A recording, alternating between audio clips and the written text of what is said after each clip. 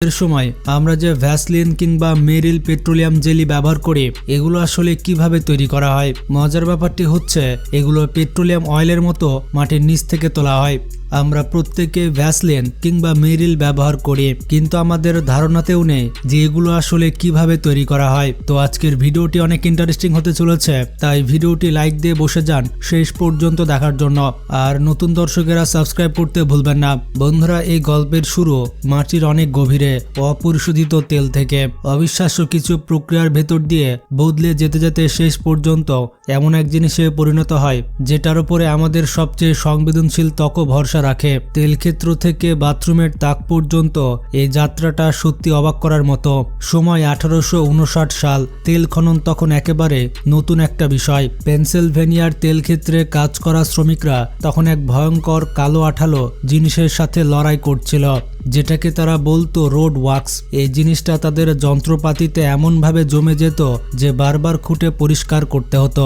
আর সেটি একটি ভয়ানক ঝামেলা। কিন্তু হঠাৎ করেই ঘটলো এক অদ্ভুত ব্যাপার।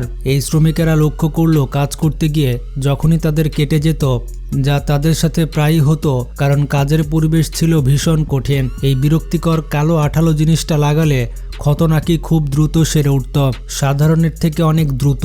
এই খবর দ্রুত তেল ক্ষেত্র জুড়ে ছড়িয়ে পড়ল। আর তখনই এক রসায়নবিদদের কানে পৌঁছালো এই গল্প। তার নাম ছিল রবার্ট চেসব্রো।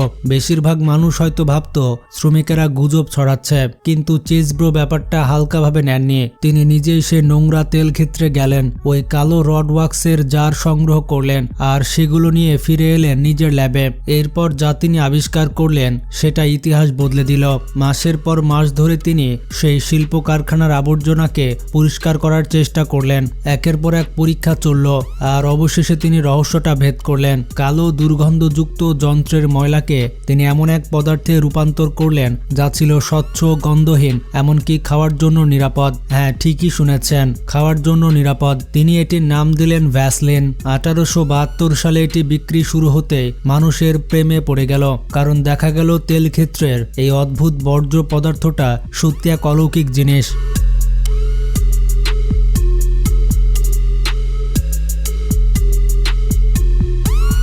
এবার আসি সব থেকে অবাক করা অংশে।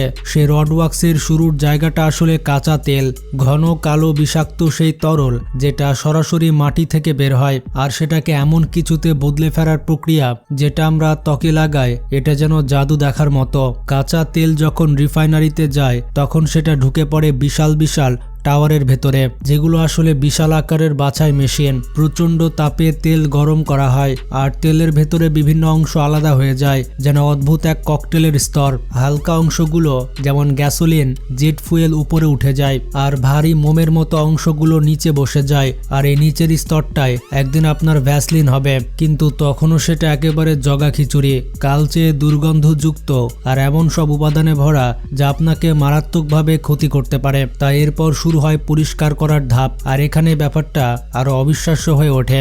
এই আঠালো মিশ্রণটাকে ভ্যাকুয়াম চাপের মধ্যে গরম করা হয়। শুনতে জটিল লাগলেও আসলে এর মানে হচ্ছে ভালো অংশ নষ্ট না করে সব খারাপ উপাদান আলাদা করে ফেলা। এরপর সেটাকে বিশেষ ধরনের কাদামাটি ভর্তি ফিল্টারের ভেতর দিয়ে চালানো হয়, যেগুলো রং, গন্ধ আর ক্ষতিকর রাসায়নিকের শেষ চিহ্নটুকু চুষে নেয়। এর ফলে যে একসময় ছিল কালো বিষাক্ত কাদা, সেটা বেরিয়ে আসে একেবারে স্বচ্ছ, সম্পূর্ণ গন্ধহীন আর এতটাই বিশুদ্ধ যে চাইলে খাওয়াও সম্ভব।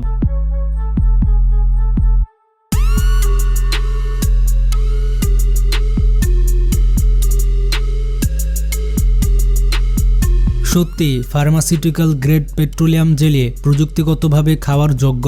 অবশ্য খাওয়ার পরামর্শ দেওয়া হয় না, কিন্তু এটি খাওয়া যায়। এই পরিবর্তন সত্যি মাথা ঘুরিয়ে দেয়। আর এখানে এমন একটা বিষয় আসে যেটা রবার্ট চেসব্রো নিজেও কল্পনা করতে পারেননি, কিভাবে এই জিনিসটা বিশ্বজুড়ে লক্ষ লক্ষ জারের মধ্যে একেবারে একই মানের বানানো হয়। এর শুরু হয় অবিশ্বাস্য রকমের কঠোর পরীক্ষা দিয়ে। প্রতিটা ব্যাচ আলাদা করে পরীক্ষা করা হয় এমন কিছু উপাদানের জন্য যেগুলো ক্যান্সারের কারণ হতে পারে এবং যেগুলোর উপস্থিতি একেবারেই চলবে না। একটি পরীক্ষাও যদি ফেল করে পুরো ব্যাচ বাতিল করে দেওয়া হয়। সব নিরাপত্তা ধাপ পেরোনোর পর এই বিশুদ্ধ জেলিটা তখনও গরম ও তরল অবস্থায় বিশাল বিশাল মিক্সিং ট্যাঙ্কে পাঠানো হয়। ক্লাসিক ভ্যাসলিনে আসলে কিছুই আলাদা করে যোগ করা হয় না, এটি একেবারেই খাঁটি পেট্রোলিয়াম জেলি। তবে স্পেশাল বা বিশেষ ভার্সনগুলোর ক্ষেত্রে এখানে কখনো কখনো সুগন্ধি বা ভিটামিন মেশানো হয়। এরপরে আসে প্যাকিংয়ের ধাপ, আর এখানে সময়টা সবচেয়ে গুরুত্বপূর্ণ। জেলিটা এতটাই গরম হতে হবে যেন সহজে পাত্রের ভেতরে ঢালা যায়, আবার অতিরিক্ত গরমও হওয়া চলবে না, যাতে পরে ঠিকভাবে জমে যেতে পারে। তরল অবস্থাতেই সেটাকে পরিচিত ছোট ছোট টবে ভরা হয়, আর ঠান্ডা হতে হতে ধীরে ধীরে সেটা বদলে যায় সেই পারফেক্ট জেলির মতো যেটা আমরা সবাই চিনি।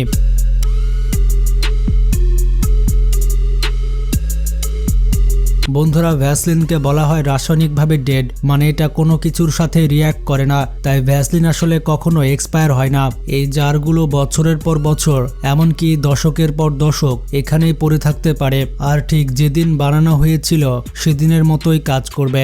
স্কিন কেয়ার দুনিয়ায় এটা যেন মধুর মতো, কখনোই নষ্ট হয় না। একটা মাত্র ফ্যাক্টরি থেকে লক্ষ লক্ষ জার পাঠানো হয় সারা পৃথিবীতে, আর প্রতিটা জারের ভেতরেই থাকে সে একই বিশুদ্ধ তেল ক্ষেত্রের বর্জ্য, যেটাকে প্রায় 160 বছর আগে পেনসিলভেনিয়ার কিছু শ্রমিক হঠাৎ করেই আবিষ্কার করেছিল। এখন আপনাদের মনে প্রশ্ন জাগতে পারে, তেল ক্ষেত্রের পরিশোধিত বর্জ্য কিভাবে এত ভালো স্কিন কেয়ার প্রোডাক্ট হয়ে ওঠে? উত্তরটা শুনলে মাথা ঘুরে যাবে। ভ্যাসলিন আসলে আপনার ত্বককে একদমই ময়শ্চারাইজ করে না, এতটুকুও না, বরং এটা করে আরো বুদ্ধিদীপ্ত কিছু। আপনার ত্বককে কল্পনা করুন একটা ফুটো ফুটো বালতির মতো। বেশিরভাগ ময়শ্চারাইজার চেষ্টা করে সেই বালতিতে বারবার পানি ঢালতে, কিন্তু ভ্যাসলিন শুধু ফুটোগুলো বন্ধ করে দেয়। এটা ত্বকের উপর এক অদৃশ্য সিল তৈরি করে, যার ফলে ভেতরে থাকা আর্দ্রতা আর বাইরে বেরোতে পারে না। এই সুরক্ষার দেওয়াল আবার ধুলো, ব্যাকটেরিয়া আর জ্বালাময় উপাদানকেও বাইরে রাখে, ঠিক যেন ত্বকের উপরে একটা অদৃশ্য ফোর্স ফিল্ড বসিয়ে দেওয়া হয়েছে। আর সবচেয়ে আশ্চর্যের বিষয় হলো, তেল থেকে তৈরি হলেও বেশিরভাগ মানুষের ক্ষেত্রে এটা পোর্স বন্ধ করে দেয় না।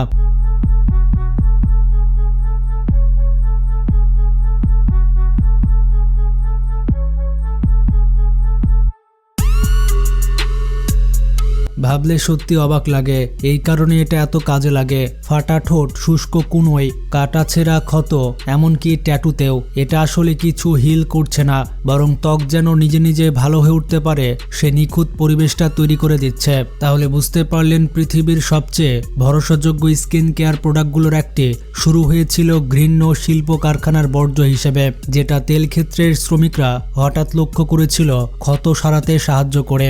এক রসায়নবিদ সেটাকে বিশুদ্ধ করার উপায় বের করলেন, আর আজকে কোটি কোটি মানুষ পরিশোধিত পেট্রোলিয়াম কাদাকেই তাদের প্রধান স্কিন প্রোডাক্ট হিসেবে ব্যবহার করছে।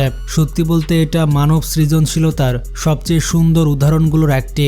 আমরা আক্ষরিক অর্থেই আবর্জনাকে ধন সম্পদে পরিণত করেছে, আর সেটা 150 বছরের বেশি সময় ধরে মানুষকে সাহায্য করে যাচ্ছে। তো বন্ধুরা, কারা কারা ভ্যাসলিন ব্যবহার করেন কমেন্টে জানান, আর ভিডিওটি শেয়ার করে সবাইকে জানিয়ে দিন। আমরা অনেকে বাংলাদেশকে একটি